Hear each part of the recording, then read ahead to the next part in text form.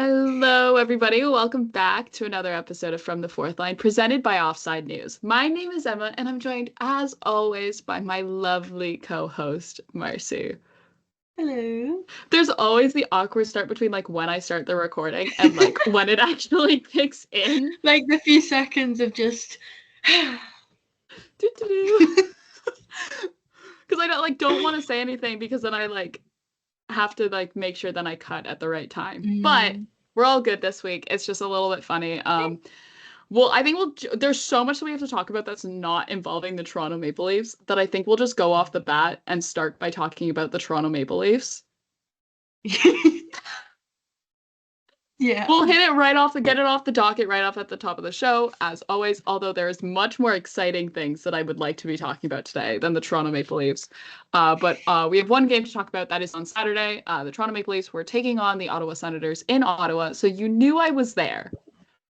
I was there. I was in the building. I think I never pass up an opportunity.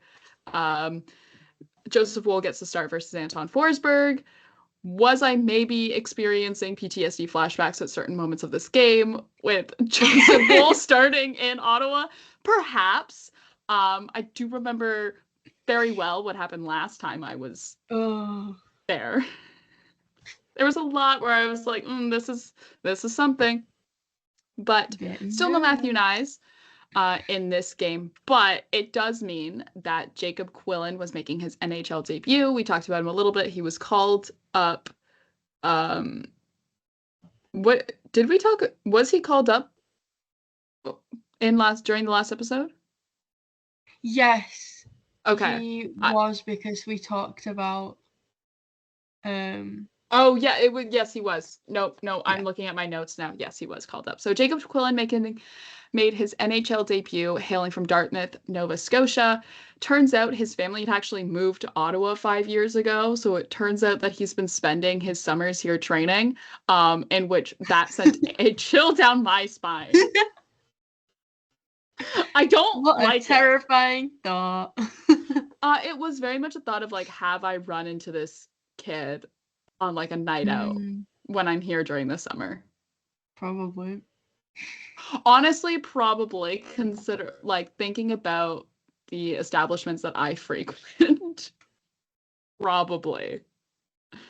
Odds are very high. And I just never realized it. But yeah, Jacob Quillen making his NHL debut. That means he got a rookie lap. Poor kid missed the first 2 shots of his rookie lap. He eventually made the third one, but he did miss. Oh dear. Did miss the first 2, but I did get a video of his rookie lap. I made sure I was I need to be out. It's so special. It's so special and it was really cool to get to see a rookie lap in person. Yeah. So I was big fan of that. It made me smile. Okay, I was there banging on the glass. You probably I posted the video on Twitter, and you probably can hear me banging on the glass. Probably. If you listen to it with sound, I don't recommend that you listen to the video, any of my videos from warm-ups with sound, because it is usually me yelling, going, Willie! Real. Oh dear. But yeah, on to the game. It was pretty feisty off the bat. Ryan Reeves and Max Domi were doing a good job of pissing off Brady Tkachuk, which it worked. It worked. And they did it all through the first period, and it really did work in terms of the Ottawa Senators, and this is where I can provide my analysis of the Ottawa Senators as someone who also covers the team.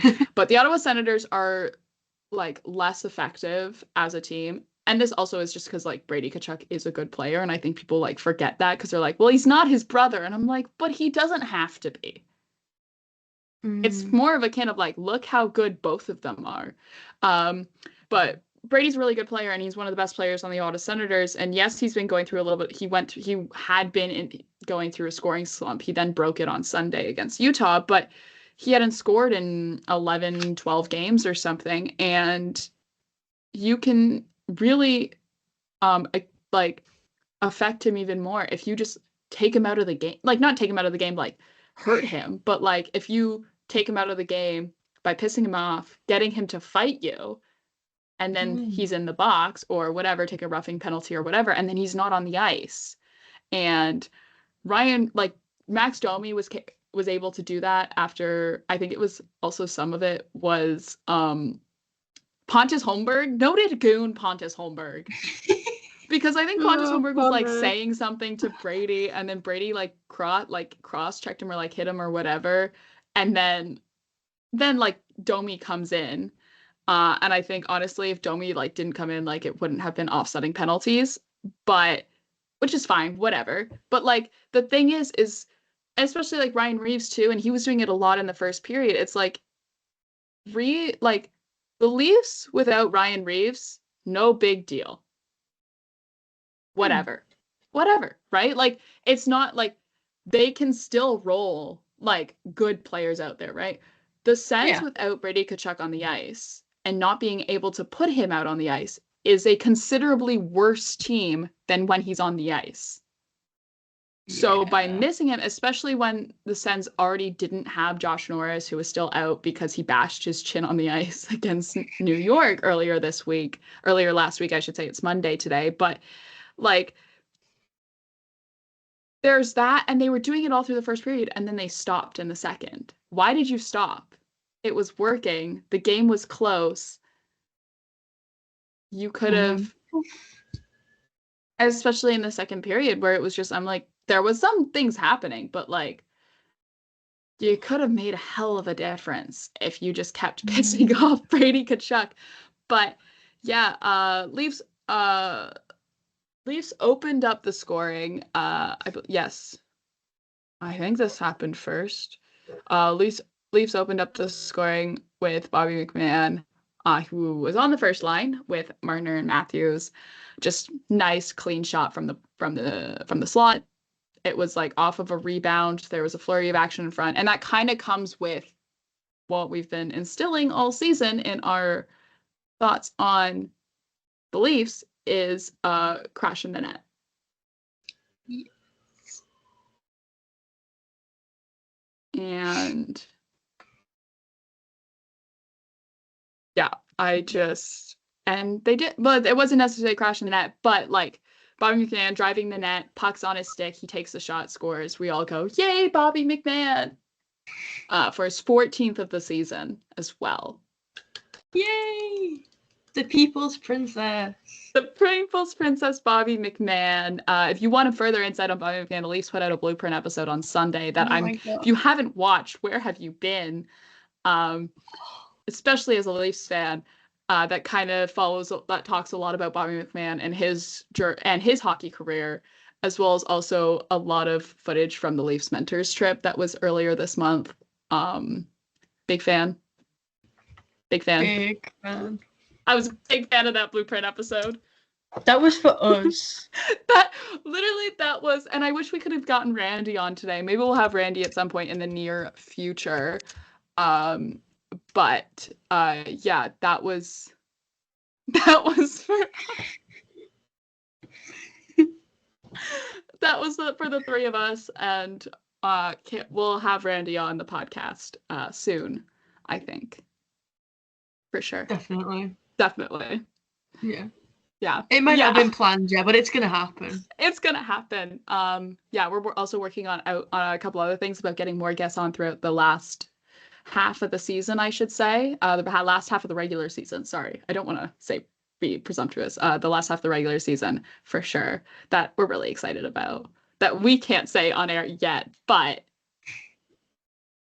keep it peeled. We love having people on the show.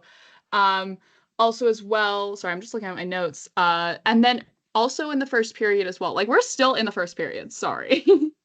Also in the first period, there was a knee-on-knee collision between Jacob Quillen and Nick Cousins, which I very much was going worst case scenario. I was not for Nick Cousins, sorry. I don't like Nick Cousins, but I don't think that's a secret. That's been made very well known. Like on this show and also me in writing. I think I've made it very clear that I do not like Nick Cousins. I think people might have been able to pick that up, figure it out. Yeah, maybe, just maybe. But I was very nervous for Jacob Quillen, because that's like the worst thing to ever happen to you, is NHL debut, your family, like, also as well as like you have ties to Ottawa as well. You're playing in a city that you have ties to. Your family is there. Like, because I wasn't watching the broadcast. I guess they showed his mom, and I saw like a frame of that, and I was like, no. I was watching it, and then like when they showed his mom, I was like, that's evil. I was like, maybe it's a good thing I wasn't watching the broadcast, because I think I would have like done something so incredibly drastic. I was literally just gonna say done something drastic.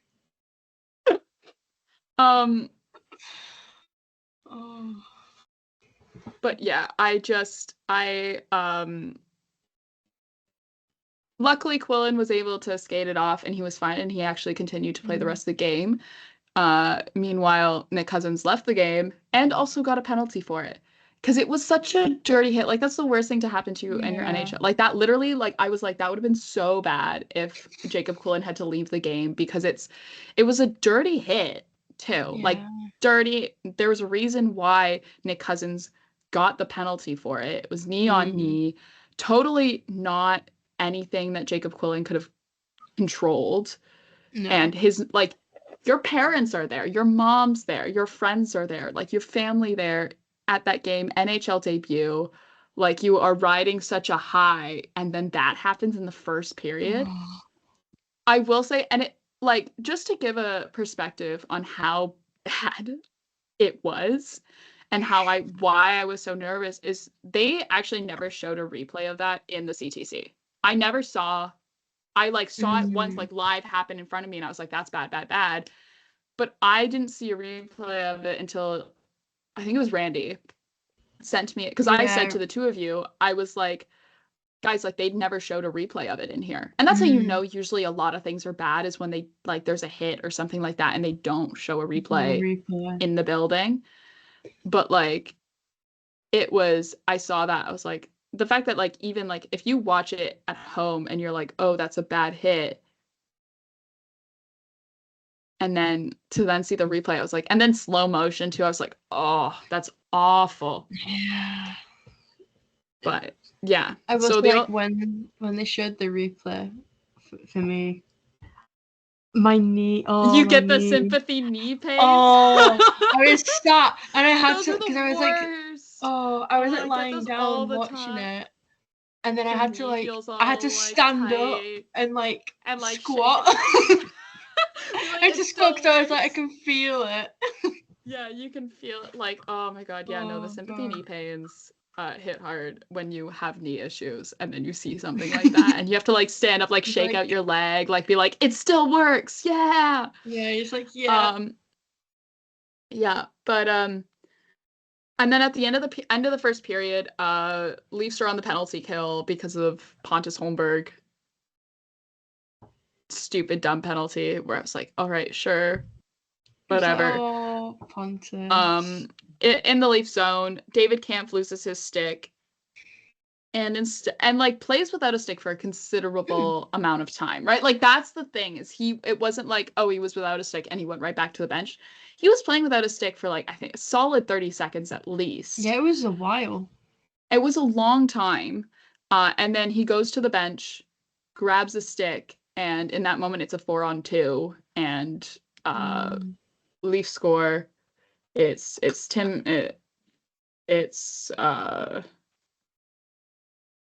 Stützle, which, by the way, we haven't even addressed the elephant in the room here with Tim Stützle.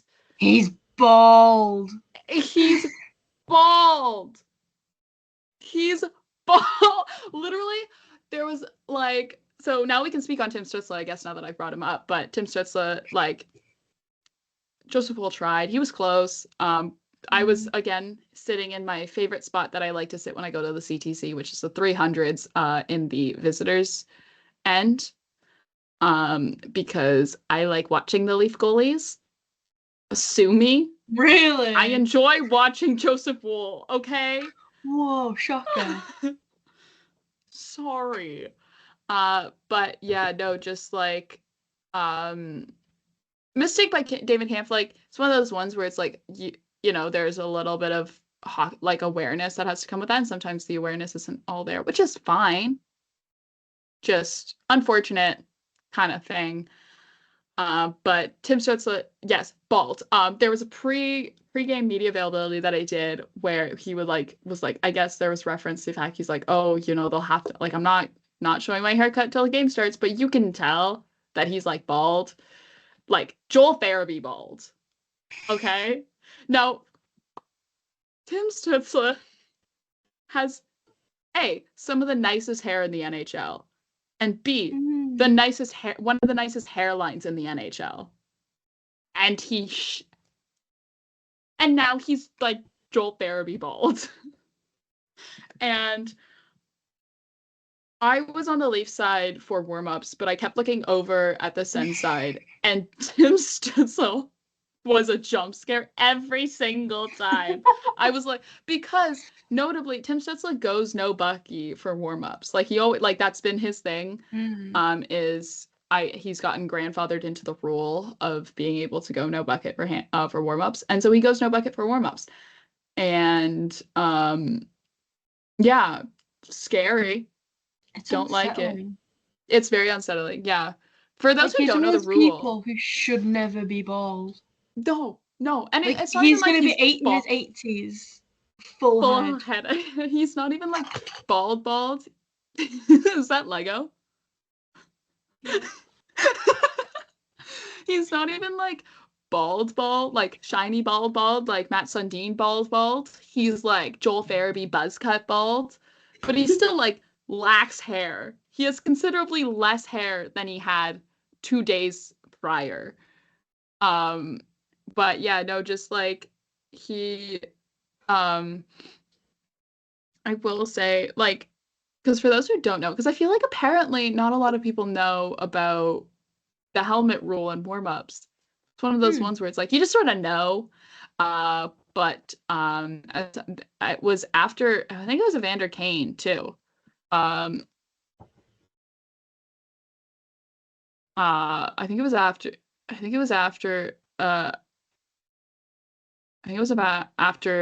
Evander Kane like nearly lost an eye. But it was after the 2019-2020 season. Well,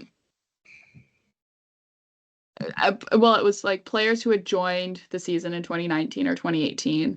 No, sorry, 2019, 2020 or later are required to wear a helmet during warm-ups.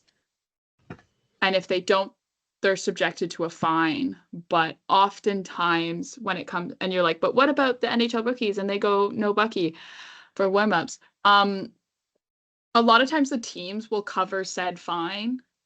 I don't know if the league has like kind of turned a blind eye to it. I think they maybe just do it for consideration, but like the team will pay the fine because that's kind of like the tradition is that like in your rookie lap. And it's like even then it's not even like the full warm-ups. It's literally like Jacob Quillen did his rookie lap with no helmet, and then as soon as like the rest of the Leafs came out on the ice, he went to the bench and put his helmet on for the rest of warm-ups. But they'll do the lap with no helmet, and yeah. But so there are certain players. The Leafs don't have very many who don't wear a helmet during warm-ups. They don't have any. No. The Sens, though, however, have quite a few. And it depends team on team. It depends on the players. It depends on the age of the team and things like that. But yeah. Anyways, Tim Stutzle, no helmet, now has a buzz cut. Potentially said buzz cut could be this Ottawa Senators amulet, ? Very possibly. We will see. Watch this space. Actually, no, watch my Sens recap. That's the space you should be watching. Not this space. This is the Leaf podcast. But then it's like, what happens if they all go bald? That's horrifying. If the entire roster of the Ottawa Senators goes bald, do you know what I would have to do?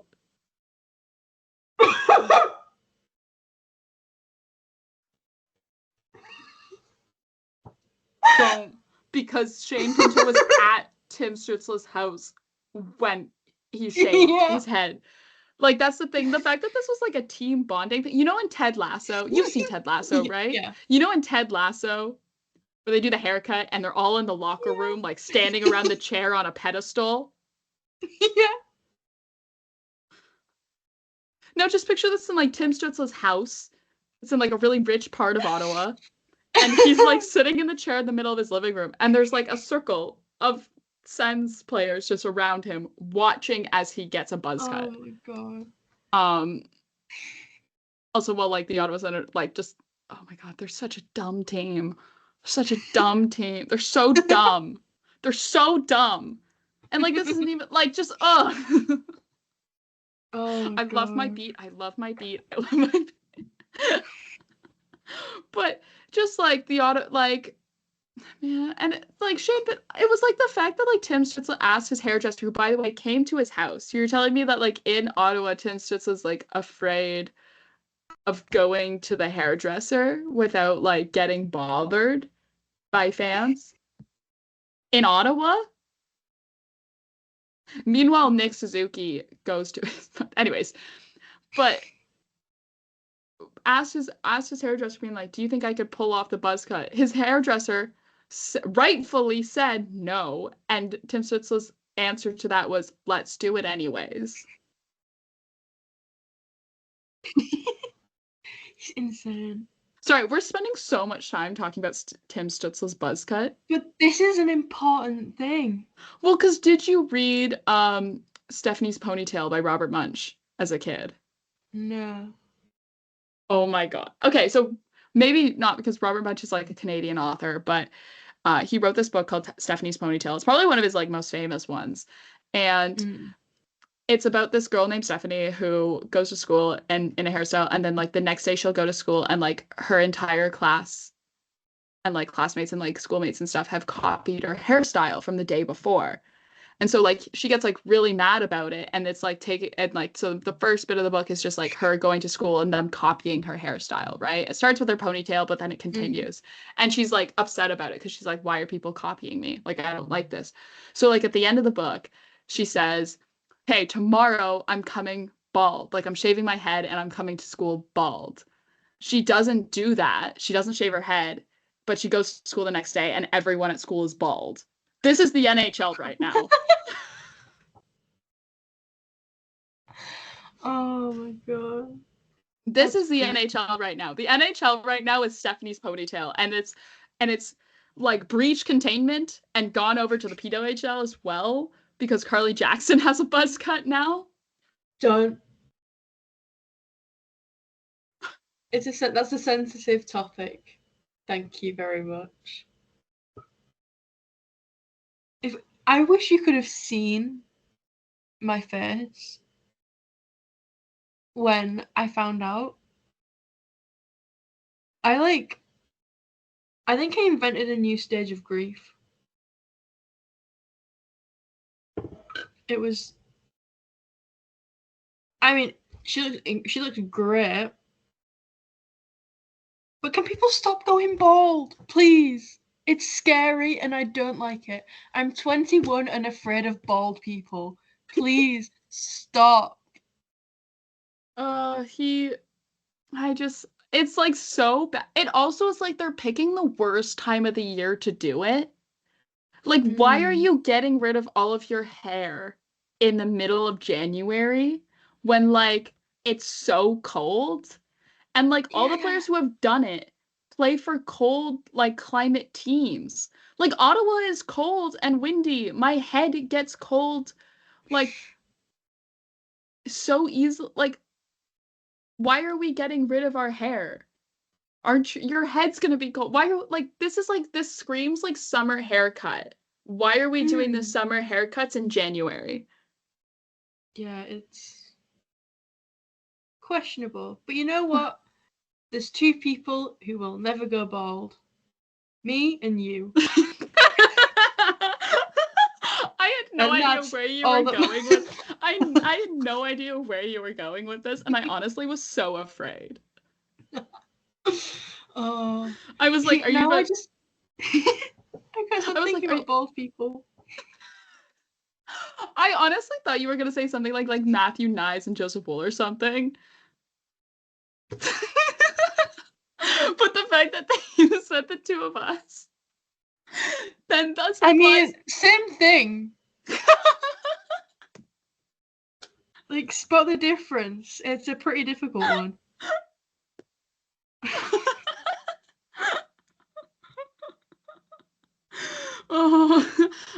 Speaking of Joseph Wool, he had such a strong. He played a really strong game against Ottawa.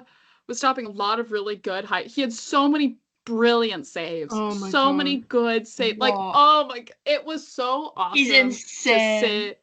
It was so awesome to sit at his end of the ice and watch him make saves. Like, yeah, okay, I was like kind of a bird's eye view because I was all the way up in the 300s, but like to watch him make saves and things like that was really cool.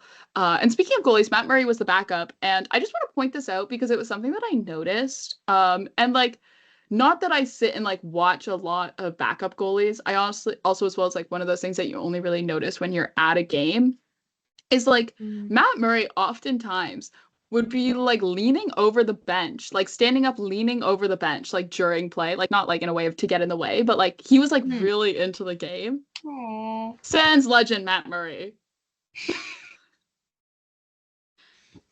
But yeah, he was really, working that door like a pro. He's got it.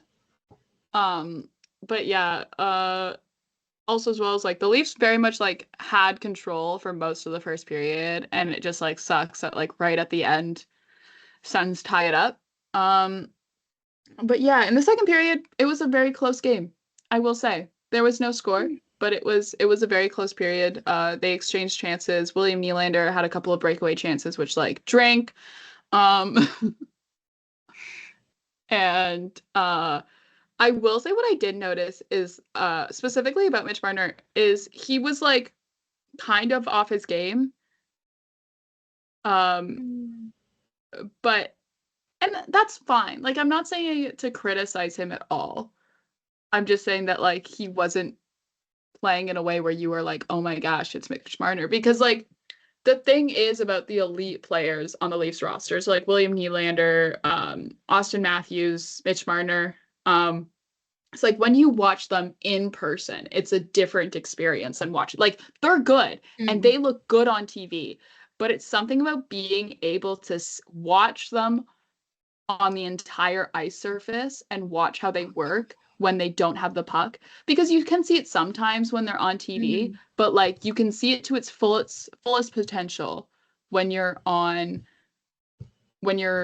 like at the game. And that's like one of my favorite things about going to a game is to getting to like, and that's why I personally love sitting up in the 300s, is because you get the best view of like seeing the entire ice surface and getting to see how everything plays out that way. But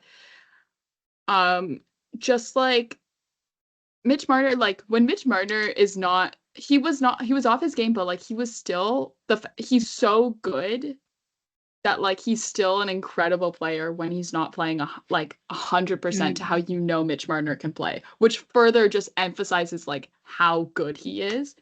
Yeah. Austin Matthews was playing a great game. William Nylander was incredible. Like, he's so incredible to watch play in person. I'm saying this, Marcie's like never had this experience, so she's like seething with jealousy right now. I can see it on her face. But he's so incredible to watch in person. Like, your eyes get drawn to him when he's out on the ice. And you don't even, like, subconsciously, you don't even realize it. There are very few players, I think, in the NHL who, like, can do that and can, like, grab your attention like that in a way where, like, you don't even realize you've been watching William Nylander for an entire shift and no one else on the ice. But just, like, what he does with and without the puck is incredible. And it's so exciting and it's so fun to watch, and I was having a great time. One day. But yeah. One day. And also as well to talk about the first line, and I don't mean to say this in a way that diminishes Bobby McMahon's skill level, because we just earlier talked about like hyping him up for 15 minutes. Not 15 minutes, but we talked about him for 5 minutes, said how good he is. I'm not diminishing his skill level. He has a really unique ability as a player that he can play up to the level in which is asked of him. In terms of, you can throw him in a situation and he won't sink. Like he will, it's like you can throw him into a situation and be like, okay, sink or swim, and he will swim every single time. Yeah. And he's done that on the top line when he's called upon. But there is a very noticeable difference between Bobby McMahon and Matthew Nyes, and just in the way, and it's more of a compliment to how good Matthew Nyes is in kind of growing into that role as a power forward on that top line with Marner and Matthews. In the way of like, there were just a couple passes and that were sort of just out of Bobby McMahon's reach that you knew maybe if it was Matthew Nyes on the ice, he would have been in the right position, because either he knows where it's going to go because of that, just like already that chemistry that is between those three on the top line, or like he's a little bit fast. Bobby McMahon is fast. Like he's a fast skater, but like just those different things, right? But yeah, just you can tell the difference, and I'm not saying it's a bad thing. They're both great players, but like Matthew Nyes is, I'm like, you kind of miss him on that top line, and he also as well, he's a huge body in front of the net. Matthew Nyes is large, crazy.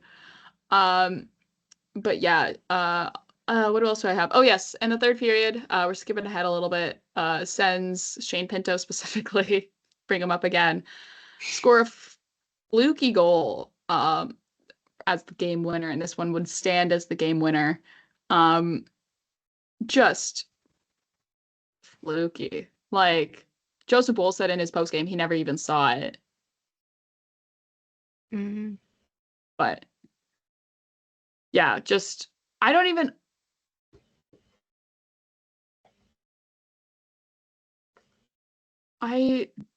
You probably saw it better, but like,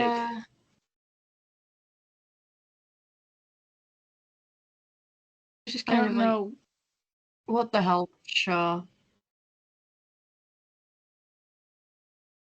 But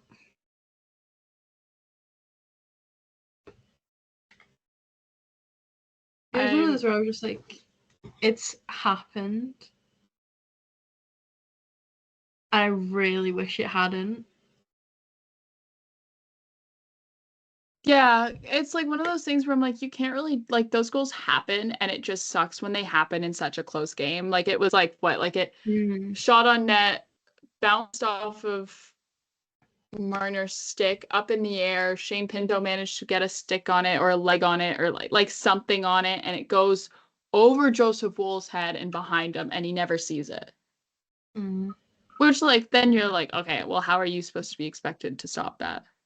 Yeah. Right? It's definitely unfortunate. But yeah. I was like irritated by it. And that's like, of course it was Shane Pinto. Of course. Of course it was Shane Pinto. You know, maybe I do hope he goes bald. But yeah, that would stand as the game winner. And I honestly just like, some of this is kind of like a trend for the Leafs, is there's not as much offense as there was last year, and I think some of that is due to just some other things, but also as well, like Craig Berube's system is very much values defense, a strong defense, more than it values offense, and you can kind of see that in the way that people are criticizing Morgan Rielly. Which, can we stop? Please. Please. That's enough. No more. Enough slices. But like, I will say, like, I wish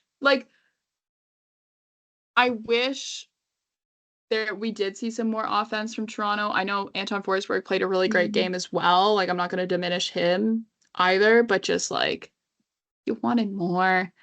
And also as well, just like the Leafs were in it, and like it's like they were in it and we're like, oh, this is like a good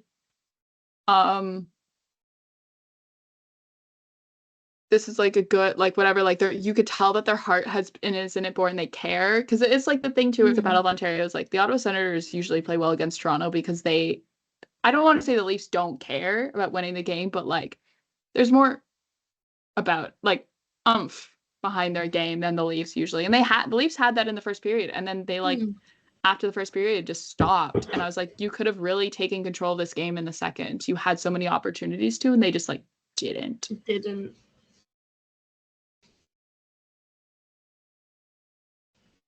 Yeah. Like, it was an annoying loss. But I was like, yeah, it wasn't unexpected. Like, the Leafs lose against the Sens? No way. Yeah. It's never happened before. And it's just one of those things, too, that, like, Sens fans then take away that game that the Leafs suck because that's the only time they ever watch the Leafs play hockey. Yeah. And I'm like, guys, like, no. Very much not the case. And they're like, oh, Leafs, like, suck. Like, I'm like... and you think the Sens are better? Question mark? Like, not to be judgmental, but I am being judgmental. Oh, yeah. No, I'm constantly being judgmental. Yeah. But yeah, no, Leafs lose, which is unfortunate, but it was one of those things where it was like, it was a close game that like, and the Leafs played well, that you can't really be mad at like, you can be mad at the outcome, but like, you can't be upset with how Joseph Woll played. He played a great game. No. You can't be upset how the defense played, because they, like, Chris Tanev, man. Watching Chris Tanev get to work with Jake McCabe, just, incredible. Like, you watch them on TV, right? Like, but then getting to see them work in a game where you can see the full ice surface and everything, it's like, it's so different watching them in person. Like, the level of analysis about a player's game, which I understand is like a barrier as well. Like, I'm not meaning like, oh, to really truly understand and get the game of hockey, you gotta go to a game. I'm not saying that. I'm just saying that, like, at any level, if you have the ability to go to a hockey game, at any level, go to a game and just watch what players do without the puck on their stick. And you learn so much. In the case of the Manchester Storm, it's not a lot at the moment. I don't gain much from it apart from stress and probably some form of heart attack. Yeah. But other Leafs news. So today, Leafs had the day off yesterday. Yes, they did. They had the day off yesterday, so there was no practice. But today was their outdoor practice, which, for those not in the know, is an annual tradition that makes me jealous that I don't live in Toronto anymore. Because the outdoor practice, it's cool, it's special. They were actually having it, scary enough, in my neck of the woods in Toronto. They had moved away from Nathan Phillips Square and having it in Etobicoke. Scary. At Prince of Wales Park. That was today. John Tavares, Max Pacioretty, and Matthew Nyes were not in attendance, but they and the goalies, who never usually go to the outdoor practice, which is a little bit of a shame. Justice for the goalies. That they don't let them go outside. Free range goalies are important. Like, I honestly, like, if I was a goalie though, and like I was like, oh yeah, like outdoor practice, but like I don't get to go, and I'm stuck at Ford Performance Center with John Tavares. And that's his time. That's his time to sell the amulet. John Tavares is seeing this as a business opportunity. No, I know you guys are a little bit peeved that you don't get to participate in the outdoor practice, but I do think I have a really great business opportunity for you guys to invest in. So you know my amulets. I've discussed them at team gatherings in the past, and I really think this is such a great investment opportunity for a large portion of our team, including you guys. Now that I have you here, we can go a little bit more one-on-one and in a small group environment where I can truly explain to you the benefit of the amulet. Thank you. I'll be here all night. It's the fact that I've done the John Tavares impression so much that I can pull it out at the top, like at the drop of a hat now. I get possessed. You get possessed by the spirit of the amulet. Yeah, and suddenly oh my God, all I can think about the amulet? I don't. I promise I cannot afford John Tavares. I cannot afford John Tavares' $400 amulet. But on that topic of conversation, John Tavares, if you would like to send us the $400 amulet for us to try, we have an email address in the show notes. We can totally figure something out. We can do a review. Exactly. I will say next episode. Welcome back to this From the Fourth Line. Today we're doing an amulet review. Does it work? Yeah, I will say it will be more positive than when I had to drink and review Austin Matthews Prime on the show. That was so funny. Oh, what a time. But yeah, no. But it is a good sign that John Tavares, Max Pacioretty, and Matthew Nice were all skating. With, of course,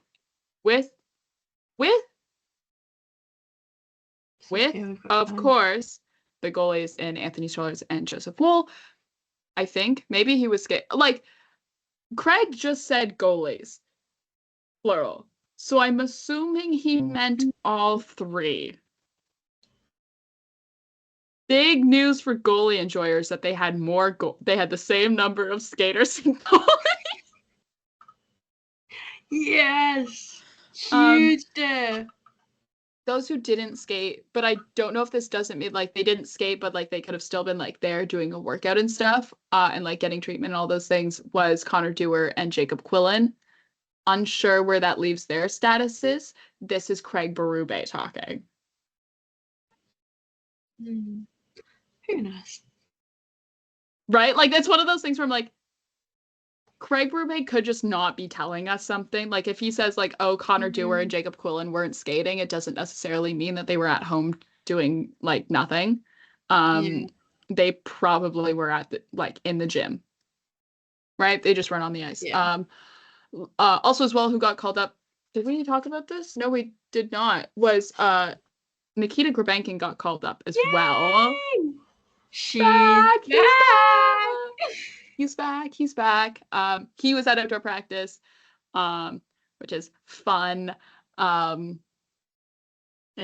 yeah, he got called up. I don't know if we will see him in the game. Maybe Wednesday against Minnesota. It all depends on like the status of the other ones. The 5 forwards who are currently not playing hockey and were not at the outdoor practice. Why does it keep happening to the forwards though this year? I don't appreciate this. The suffering. Remember when we had also as well in the the Stolarz thing, we potentially maybe could see him get a start during the Leafs West Coast road trip that starts this weekend. Please. Pretty but yeah, so speaking of which, looking ahead to Leafs week, they play Wednesday against the Minnesota Wild. Big night for me. Huge night for you. Big night for me. This is Connor Dewar's first time playing against his former team, if I remember correctly. Yes, it is. But that's if Connor Dewar plays. Maybe he doesn't play. Yeah. In that case, ignore what I said. Still a big night for me. I love the Minnesota Wild and Brock Faber. Big fans of Brock Faber here. Big Brock Faber fans. Also Marc-Andre Fleury. What can I say? But yeah, how can you not? How can I not? But yeah, unsure of who will start against Minnesota. Minnesota's a really good team. We probably, honestly, with the 3 days off, we will probably see Joseph Woll. Yeah. Let's be honest. Matt Murray can keep working the bench. You open and close that door, Matt. You keep slaying, Diva. Yep. You know who I'd love to call Diva? John Tavares. Well, how do you to his face? You just go, thanks, Diva. To his face? Yeah. I would love to look that man dead in the eyes and just call him Diva. Oh my god. Maybe, terrible idea to have you start meeting actual Leaf players. Incredible idea. You'll start calling John Tavares Diva. Yeah. Jeez. But yeah, I think that's all we have to talk about the Leafs. I'm trying to remember if anything else happened. Oh, wait. Yes, something did happen that we haven't talked about on the podcast yet. With the Leafs? Yeah, I can't tell if you're frozen or just confused. I'm racking my brains. It's been a long day. Wow. Kygo concert. Shit! I was like, oh, we haven't talked about this. Kygo concert. It's because you were with the Leafs. I was thinking game-wise. Oh, yeah, Kygo concert happened on Thursday, Friday. Yeah, Thursday on Thursday night. Kygo, I guess, was having a concert in Toronto. I don't even listen to a whole lot. I don't listen to Kygo at all. That's not the genre of music that I listen to, which I think surprises no one when they know anything about me. I've tweeted way too much about the hip recently to be listening to Kygo. But, you know, who is a big fan of... a lot of tweeting. You know, are you looking up the hip on my Twitter page right now to see how... No, you're not. No. You're about to... Oh. No, I was seeing where my housemates were because they're on the way home. But yeah, Joseph Woll, big Kygo guy, apparently. I did not know Mitch Marner was a big Kygo guy, but, I shouldn't be surprised. He seems like just a big, sure, yeah. He just seems like a big music guy in general, so I shouldn't be, shocked. We all have that friend who has, who listens to literally every song in existence and has, 10,000 songs in their liked songs on Spotify. We all have that one friend who just... Yeah, that one friend stresses me out. No one should have that many liked songs. I'm sorry. No. But they're great to put on aux at a party, though. Because they know and listen to so much music that they can find the music to fit the vibe. But also, no one should have that many liked songs. It upsets me deeply. Although I will say what's worse than 10,000 is there was one girl I went to school with who, whenever she just got bored, she would unlike every song and just start again.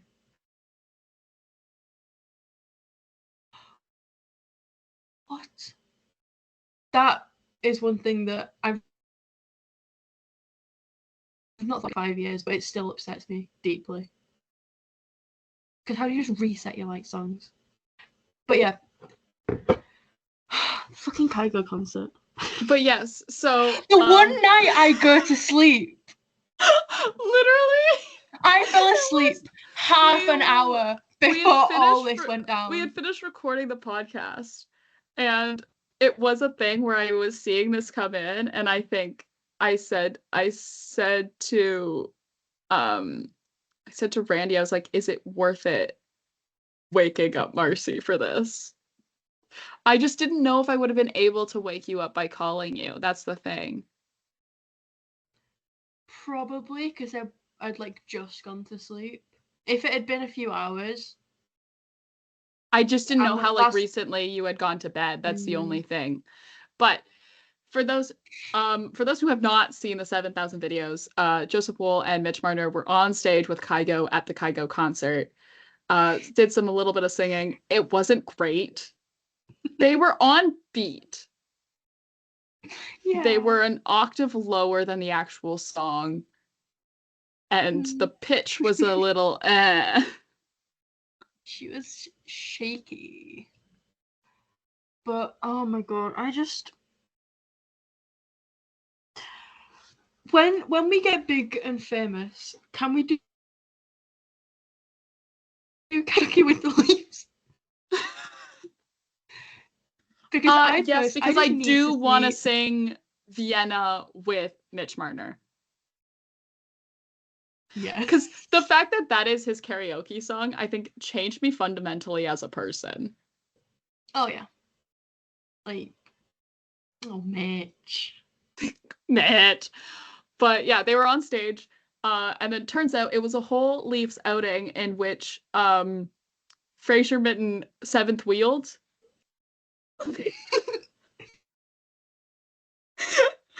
Seventh wheel. Because it was Mitch was there with Steph, his wife, and then Nyes, who was also there, and also Joseph Wool both brought their brothers. And people were like, Emma, how did you know this? Well, sorry, I know what Michael Wool looks like. Who just is Joseph but blonde, in case you were wondering. He's just a blonde Joe. And then, sorry, I also know what Phil Nyes looks like, which is just a smaller and shorter Matthew Nyes. Literally. He's just like a little pocket-sized Matthew Nyes. Polly Pocket. Phil Nyes, so Polly Pocket. Texting that to Randy right now. Oh dear. But no, it was like... Don't steal my joke. I'm not stealing your joke. But I can see you typing. But yeah, so yeah, the videos are really funny. The whole reaction from the team was really funny. Austin Matthews said he could only watch it once, because he was getting secondhand embarrassment from it, and was laughing about it. Joseph Wool ended up giving like a recreation or like a replica of his Apple iPad collab mask, the one with the piano on it. The one that he wears it when he's backing up, if you've noticed. Yeah. He wears his like main like Cujo inspired one when he starts, but then when he backs up, he wears. I fucking love that one. I love the Cujo one too. It's so good. And then he wears his like iPad collab like star one with like all the things that are very like him, and he wears that one when he's backing up. Fun fact, I don't know if anyone like has ever noticed this or have bothered to say it publicly. It's something I've noticed actually. Yeah. But yeah, and then also as well, so he gave that to Kygo, and it was a really thing where I was like, oh, he is fanboying so hard right now. Oh my god, he was nerding out. He was sat and he was just like, oh my god, that's Kygo. Like, I just, oh. It was just so cute. And like, it was just so lovely to just like see him be like, yeah, I fucking love music. I love mountains. Stick it on the mask. But yeah, so also, that was really cool. And then Scotiabank Arena, my new best friend. I was caught so off guard by this. Where I had tweeted that we had like stage. I'm setting the stage. So after dealing with the flurry of Joseph Wool content that we were receiving all at once. I had tweeted, we've had so much what was it? We've had so much Joseph Wool content over the last 24 hours. I think I need time to process it all. Scotiabank Arena. Out of nowhere, which quotes my tweet with another picture of Joseph Wool. And goes one for the men's at Toronto Maple Leafs. Yeah, well, you know, it was certainly a memorable moment for me because I hadn't seen You've been reading I wasn't on my phone. I was 2 sentences into the last chapter of Beartown. I was sat in my room. I was crying, and you FaceTimed me. Yeah, so I was doing dinner and wine with some friends who listen to the show, and if they want me to start naming them publicly on the podcast, I will, but they have to text me first. They know who they are. You know who you are. But I was hanging out with them, and I literally, and this is also all going down at the same time as the Mikko Rantanen trade, by the way, which we will talk about. But it was very much I see this, I go, look at what's happened to Marcie. I was like, Marcie's phone is on Do Not Disturb except when it's me. Keep those comments to yourself. Yeah, it's Emma and my mum, the only people that can bypass it, which could mean nothing.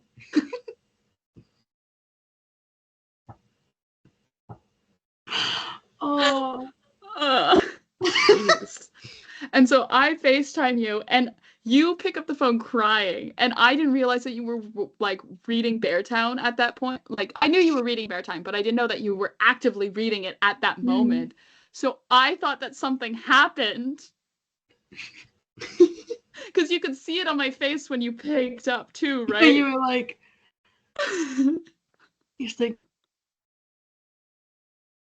I panicked, and I was like, reading Beartown. And I was like, oh, yeah, no. That checks out. Yeah, that makes sense. And then I hit you with the back-to-back of Scotiabank Arena quote tweeted your tweet, and also Mikko Rantanen's getting traded. And I could just see your brain break. I screenshots of it. It's the best. I wish I was like recording that whole. I wish I was recording that whole call though, because it's just so deeply entertaining. It was one of those moments where I was like, I checked Twitter because you were like, check Twitter. So I opened Twitter. I see a new bestie Scotiabank Arena in my mentions, and I was like, so then because I'm already a mess thanks to Beartown, I'm like, I'm just sat there, just like kind of shaking, and you drop the trade on me. Yeah. It's just like, I was experiencing too much. Yeah, it was a lot, but yeah, I think that's all like Leaf related. Anyways, the concert videos are really funny. There's one clip specifically where I'm like, Matthew Nyes can't dance, Joseph Wool can't. My favorite thing is like, Joseph Wool can't dance. Poor guy. It's incredible. That is the best news I've ever received. But I do think of that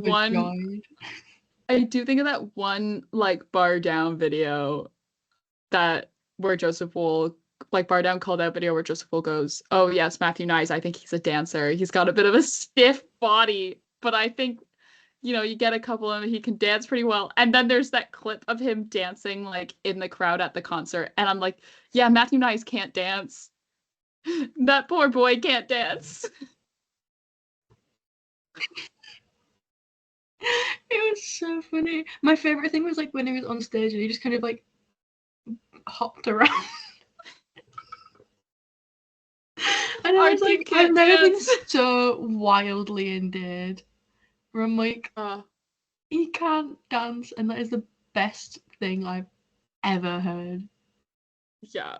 But yeah, with that being said, I guess we'll move on from the Leafs.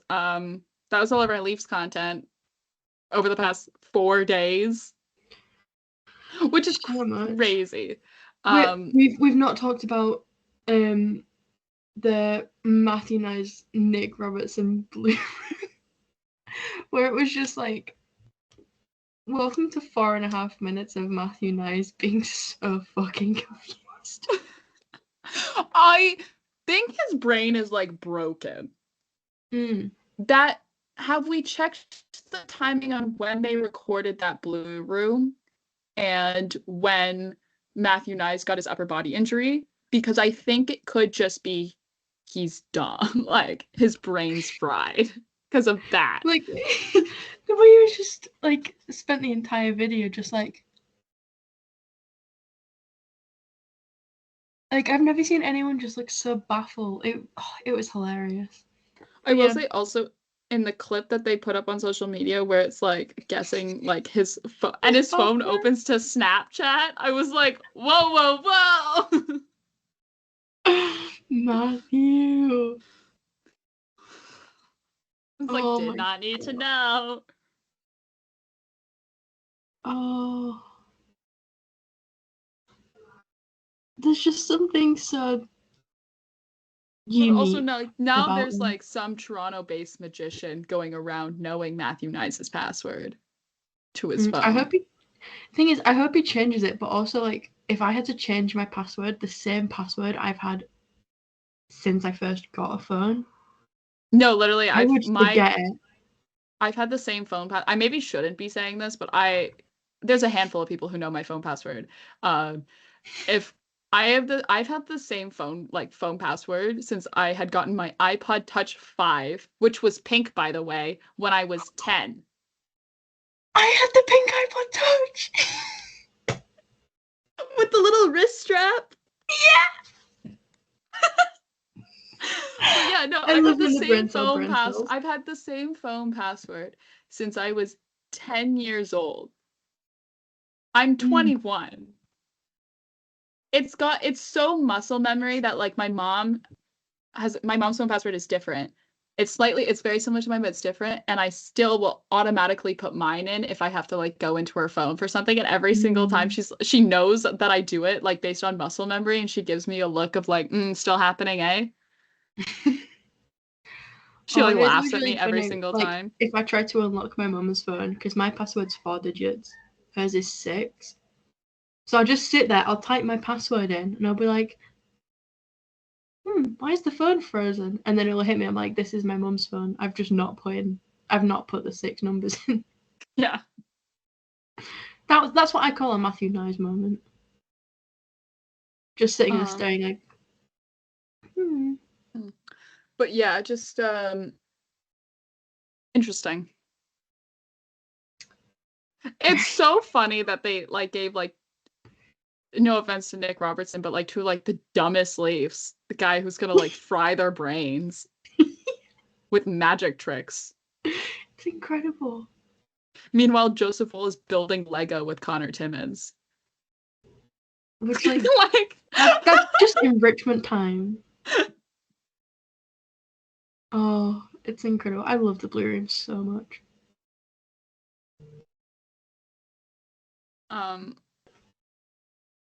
But yeah. Also as well, I guess we can talk about like the non-Leafs. Non-Leaf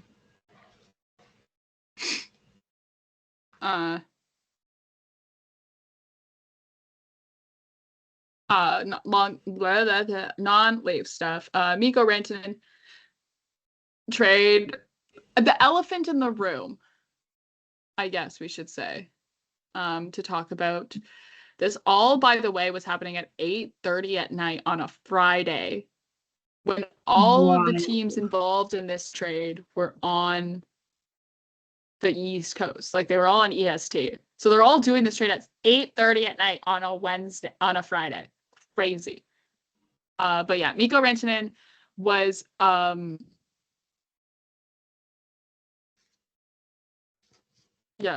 traded.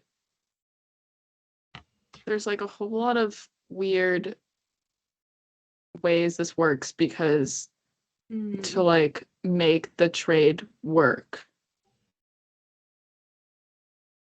Because it's a 3-team trade, it's a little bit funky. Yeah, but I probably should just pull up the full trade. Here we go, NHL.com. But because the thing about this trade, that's the craziest part about it, is that the first name out of this, like all the insiders, when they were all saying like, oh, something's happening, and kind of what set this all off, and people are like, wait, what's going on, is that it started with Taylor Hall. It was Taylor Hall's getting traded. And everyone was like, whoa, but like not, if it was just Taylor Hall, we all would have been like, okay, whatever. That's Taylor like Hall, that's like that's like a lowercase whoa of like, this is a trade that we probably saw was going to come like at the deadline, but it's happening before the deadline, whatever. Right? I made the joke of Taylor Hall to the Ottawa Senators, and there's a first involved, which I think probably could have been a very likely outcome if it was just Taylor Hall. There would have been like, the thing is also as well, Taylor Hall has a $6 million cap space. Cap hit. Keep that in mind. But Mikko Rantanen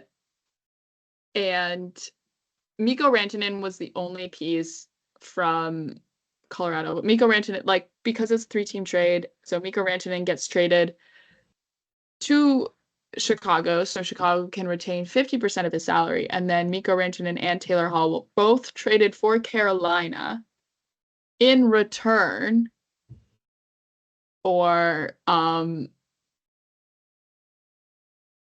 Colorado then receives Jack Drury and Martin Necas, along with a 2nd-round pick in the 2025 draft and a 4th-round pick in the 2026 draft from Carolina. And Chicago for retaining 50%, which is in around $4 million and some, acquires a 3rd-round pick in the 2025 draft, which is their own 3rd-round pick. Rantanen most notably is a upcoming free agent. He's a UFA. There's been a lot of talks about potentially what his value could be. I think at one point he said it like came out that his market value potentially could be upward close to 14 million. And so it was one of those things that it was Colorado had to trade him, and they avoided that problem by trading him. They had to sign him. Sorry, I should say, and they avoided that problem of signing him by trading him to Carolina. And it's a big move because of now what's coming out after this trade of like, of the fact that Mikko Rantanen has been saying to multiple journalists in Finland and also now like Carolina reporters about the fact of like, he said like he was in talks with Colorado and had told them, I'm willing to take below market value for my contract if it means I get to stay in Colorado, up until a couple days before he got traded. And then he got traded, and I guess that really caught him off guard. And I understand it's business at the end of the day, but also it's like you have to think of like what that implication has, like what Chris McFarland's decision to trade Mikko Rantanen has with the rest of Colorado, where they're at kind of a pretty pivotal point of like, they're not quite a Stanley Cup contender anymore, but they still can make moves to bring them back up to that status. And we'll see. I think, definitely, potentially the impact of losing Rantanen. Because, like, okay, now they're wanting to replace Rantanen with Necas. Necas, as good of a player, he's a really great player. He's a fantastically talented player. I'm not diminishing his play. He is not Mikko Rantanen. No. And Carolina definitely probably wins this trade in terms of the fact that they get Taylor Hall and Mikko Rantanen. Chicago, for me, it was no secret that they wanted to get rid of Taylor Hall at all. Like, I'm not that I shouldn't say I'm not surprised, but like that kind of felt like it was coming at the deadline. That was like a move that was going to happen at the deadline. Yeah. Yeah. So for what Chicago was able to do in this situation is they got the 3rd round pick that they were probably expecting to get for Taylor Hall. Okay. It kind of sucks that it's their own 3rd round pick, but whatever. Doesn't matter. They also as well, they have to retain 50% of Mikko Rantanen's salary, but 50% of Mikko Rantanen's salary is still less than Taylor Hall's salary in terms of cap hit. All right. Also, for a team that's not close to the salary cap, it's whatever. It's fine. Yeah. Doesn't matter. And also, what they also get is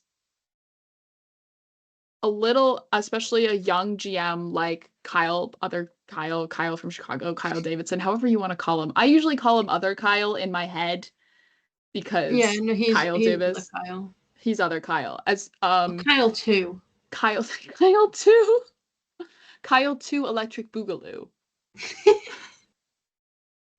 To Kyle, what is it? Too Fast, Too Furious. To Kyle, to GM. I could go all day. Why do I do this? Kyle the sequel. Kyle the Squeakquel. I'm gonna hang up and then never speak to you again. That was awful. When I make the title of this episode Kyle the Squeakquel. Yeah.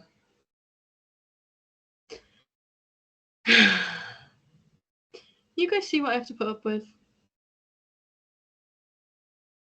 Don't look at me like that.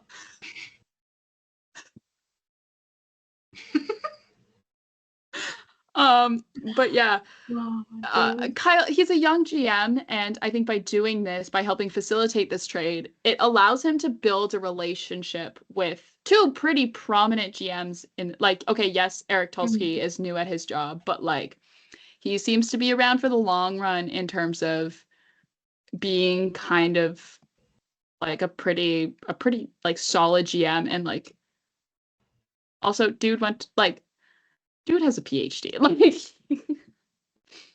but like, you know what I mean? Like, yeah, he definitely, especially like in the way that he's come up through like the Carolina Hurricanes organization, he seems like he's going to be there for a while, bar he does absolutely something totally stupid. But so it's a way for like Kyle Davidson to create that relationship and be like, and have that favor in his back pocket. So later down the line, if he's ever wanting to make a trade with Eric Tulsky, if he's still not a Carolina, or like Chris McFarland, he can be like, hey, remember that time that I helped facilitate Mikko Rantanen's trade? And like, remember that time that happened? Remember like when I retained 50%? Hey, now think about this trade. Like, what do you think? Like, hey, maybe we do this, right? Like that sort of thing. And it's just even to like build a rapport, to build a relationship with GMs, where it's like you then have a pretty solid trading partner. For example, other Kyle Dubas has with Doug Armstrong in St. Louis. Right? Like they're common trading partners because they have that, right? And you see that a lot within the NHL, is some GMs will trade a lot with other GMs just because there's that relationship that's formed, that makes it easy for them to work together and that sort of thing and get trades done. So again, Chicago, it's not necessarily a win, more is it just like it's a neutral trade. Like sometimes a trade is just a trade. Yeah. Or at least like when it's a 3-team trade like this, that 3rd team that's kind of involved it's just a trade for them. Yeah. I know for Carolina and Colorado, this is a huge trade, but for Chicago, a trade is just a trade. And then when it comes to Colorado, when it's like, when we're hearing now what we're hearing about Rantanen and the way that he was approaching, like the way that extension talks were potentially going, this is crazy. To trade Mikko Rantanen is insane. Wild. This trade is kind of one of those ones that's like crazy to happen at this time of year. kind of. Because I've been saying for a while that there were going to be 2 trade. I think I said this last episode. Yeah, I think it was last episode. Crazy. That there was going to be 2 trade deadlines where you were going to have you might see a flurry of trades depending on like who potentially could be on the trading block that's going to 4 nations. You could see a flurry of trades before 4 nations because GMs may be worried that a player they want to acquire at the deadline might get hurt at 4 nations or whatever, like just to negate that risk of a trade not happening because a player gets hurt. And then also we'll see when at the actual deadline. But just here we are 2 weeks before 4 nations and we have a trade to announce. But yeah, that's this. We'll see how it works out. We'll see how it goes with Carolina potentially then having the opportunity to extend Mikko Rantanen. I don't know if he will. I don't know if he will there. I don't know. It depends on what Carolina can afford. Now I'm unsure if Mikko Rantanen is willing to take a market value discount on his contract now that he's not in Colorado. And so we will see. That is definitely something that I doubt, bar a bunch of pending moves then in the off season, that we will see that extension now happen during the season. So keep your eyes out in like June, July for things to get crazy. And also as well, because we're a Leafs podcast, shut up about Mitch Marner. As soon as this trade happened, Leaf fans were saying, oh, so we can trade Mitch Marner? No, we can't, because there's something called a no trade clause that is in Mitch Marner's contract that you can't trade him anywhere unless he wants to go there or he requests a trade first. So you can't just go, okay, let's trade Mitch Marner then to see what value we can get of him. Shut up. Literally stop talking about Mitch Marner. Stop. The situation is not the same. It's not the same situation. I would appreciate the Mitch Marner extension getting done so we can stop talking about Mitch Marner. Absolutely. But like, come on. But yeah, just so there's that. Shut up about Mitch Marner. Literally, because it was like right away. It was like immediate. And I'm like, oh my god, stop talking. I was like, that's immediately as soon as like, and this is like why people don't like Leaf fans. It's like something that didn't even was 3 teams not even in your division. And you're immediately like, so what about Mitch Marner then? How can we make this about us? Sometimes it doesn't have to be about you. Just like, why do you want to get rid of Mitch Marner? He's good. Like, and this is like, not to individually call someone out, but like, are we gonna name someone? I'm not naming. I'm just hinting. There is one person who is well known amongst Leafs fans as being completely and utterly fucking insufferable, and who just like will not shut up about how much she hates Mitch Marner. And I just think, like, especially in the last few days, like, do these people not get tired of hearing themselves? Like, come on. Like, surely people have other things. Well, you'd think they'd have better things to do than say stupid things about trading Mitch Marner online. But no. But yeah, that's just one thing that's been really irritating me about it all, where I'm like, some people just don't know when to shut the fuck up. Apologies for the language. Because, see, now ever since last episode when you pointed out how much I swear, every time I swear it hits me and I'm like, oh, yeah, You know what? Maybe I do. But... Oopsie. But yeah. Yeah. Moving on, there's a couple of other news bits to get through. Alex Petrangelo is out of Four Nations due to something that is bothering him, but also he's still good enough to play NHL games.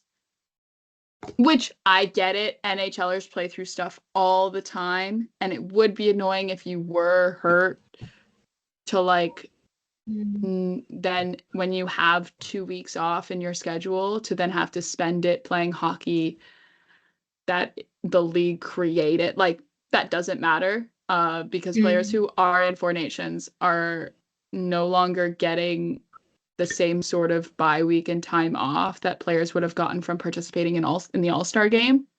Because the All-Star game tended to be like a 4-day affair, and players would still get their bye week because it would be like a bye week and then you also get 4 days off for the All-Star game. Now, because of the tournament format of Four Nations, and there's like weirdly 2 days off, it's like most of that time period is Four Nations. It like starts the 12th, but like some players will play like the Sunday before. Like it's this whole thing. It's or the Friday, like the Saturday, it's like a whole thing where I'm like, oh, there's actually not a lot of days off that the guys get who are participating Four Nations. Also, as well, it's worth noting that unlike with the All-Star game, for players who do not participate in the All-Star game, they get a 1-game suspension. Like Ovi used to take when he wouldn't want to go. Like unless they're hurt, right? Like it's like if you're named to the All-Star game and you're hurt, then it's fine. But like if you're not actually hurt and you're just pulling out, there actually is no penalty in terms of you don't get suspended a game or anything like the All-Star game if you pull out of Four Nations.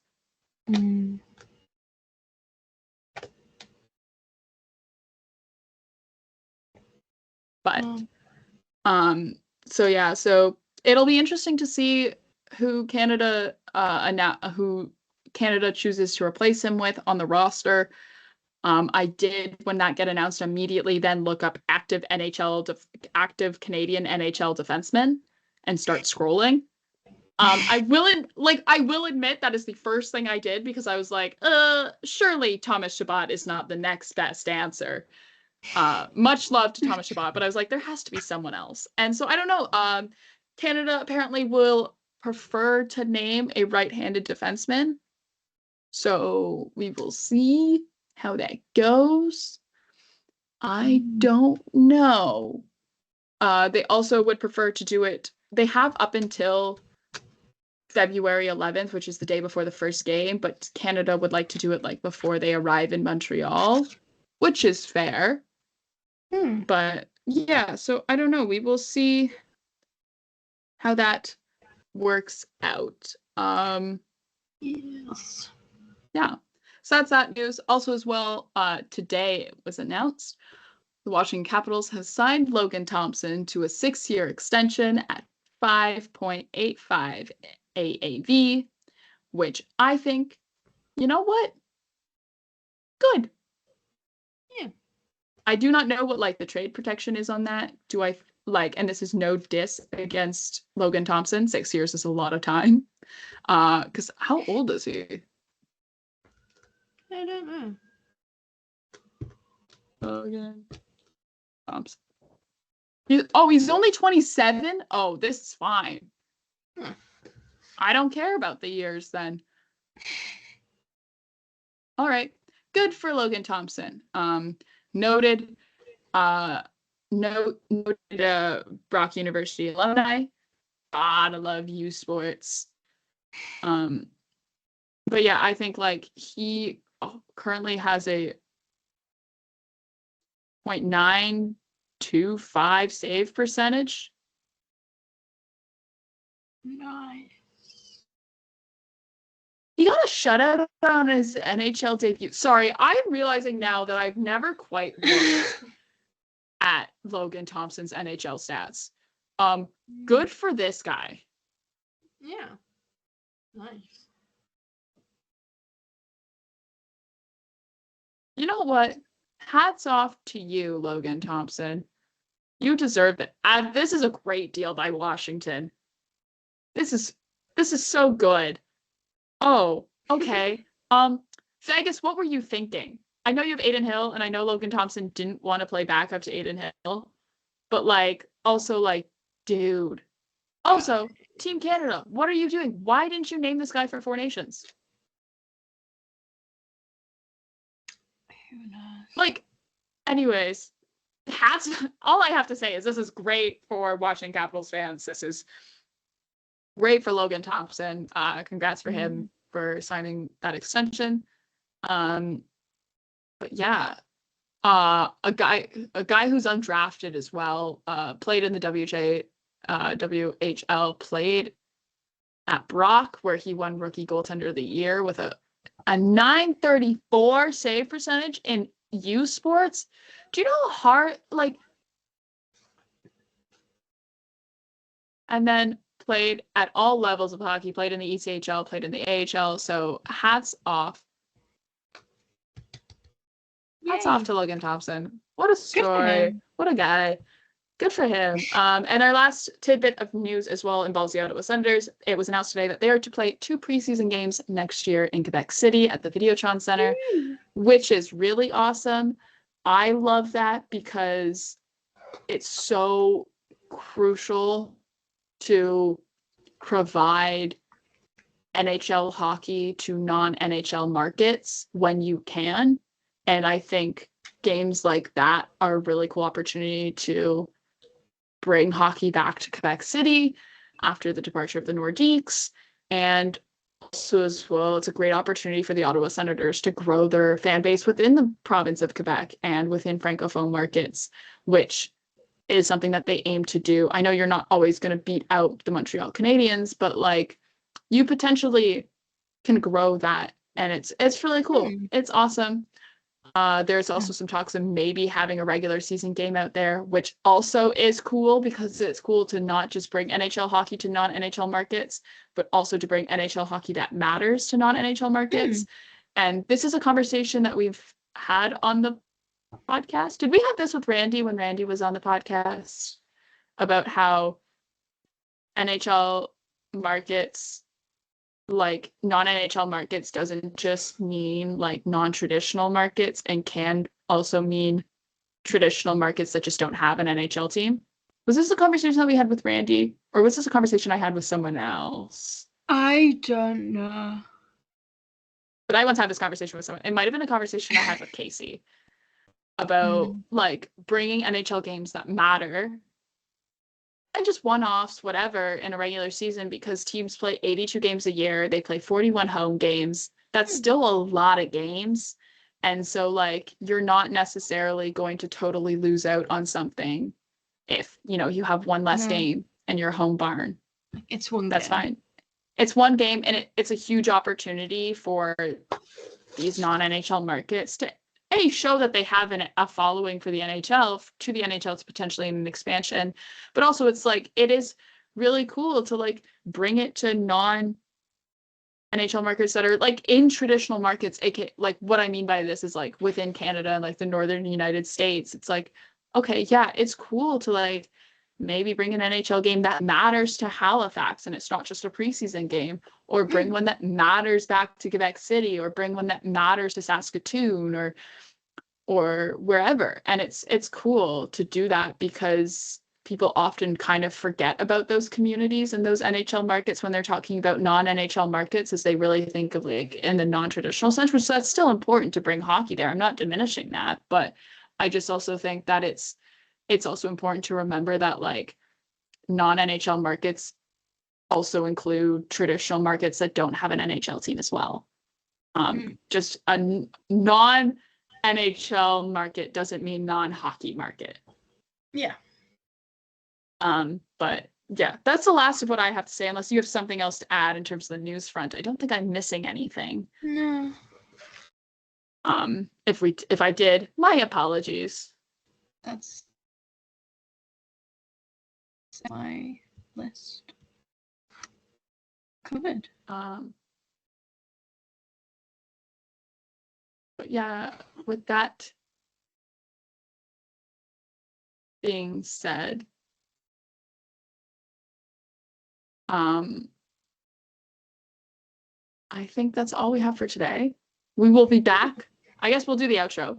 We will be back on Thursday, as always, with another episode. You can find the show wherever you get your podcasts. You can also follow the show on Twitter so you never miss another episode at From the Fourth Line. That's fourth with the number 4 TH. We are a show that is a part of the ever-growing, ever-expanding Offside News Podcast Network, which you can find Offside News on all social platforms at Offside News Co. You can also follow them online. I just had a piece that went up yesterday that I totally forgot was going up about NHL buyouts. If that's something that potentially interests you, if you also don't understand cat math, please go read it. I taught myself salary cat math to the point that I was giving myself headaches trying to write that article. So go read it, and you can go find it over at offsidenewsco.com. In the meantime, between episodes, though, however, if you miss Marcie and I so dearly and you think that we're hilarious, you can go follow us over on Twitter at 60 Leaves for Marcie, at PairB1 for myself. And with that, thank you so much. We'll see you on Thursday. And in the meantime, go Leafs, go. Leafs, go.